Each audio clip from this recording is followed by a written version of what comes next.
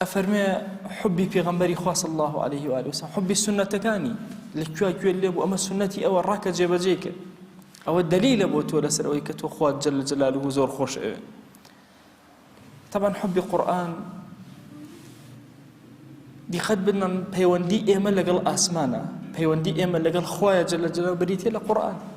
دەی هەر کەسێک لە ئێمە کە لە خزمەت قورئانە ئەوەستێ و ئەی خوێنێتەوە و یادی خوا ئەکا لە ڕێی قورئانەوە دلیلە لەسەر ئەوەی کە دڵی پڕ لە مەحەبەتی خودا جەل جەلاله. أفرمي خوا جل جلاله يكيك لآياتكان أفرميتي قل إن كنتم تحبون الله فاتبعوني يحببكم الله. أجر إيوه خداتان خوش شويني منك في غمريان صلى الله عليه وآله وسلم أفرمي أو كاتا يحببكم الله خوش إيوه خوش هر سنتي هر فرمايشتي يعني برواكن استا يعني جورق لقلتي أدب لإيما دروس وبران بقرآن بران بالسنة كتابي سنة كتابك أبيني فرمايشتي في غمري خواتي صلى الله عليه وآله وسلم بأدب وسيريك خو إمام بخاري بو هر فرمايشتي كتحقيقي أكا دزنوج أجري دورك نوجك إنجا لخزمة أو فرمايشتي دانش دراسيك وتحقيقي أكا بويا أم جورا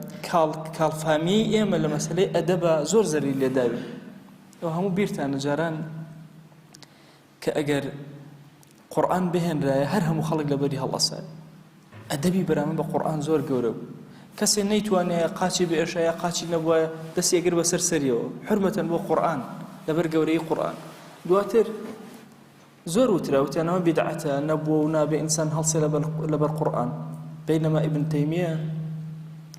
خوي باسي أو أكات أفرمي أجر لنا وهر كومل جايكا لفتاوك لنا وهر كومل جايكا خلق لبر يكتريبو بعادته هلبسن أو لا وايو السنة كلبر قرآن هلبسن وإلا شوها قرآن بين ريزي لي بقول كلميك الله لشوينك لسر زيا بين هل يقرأ له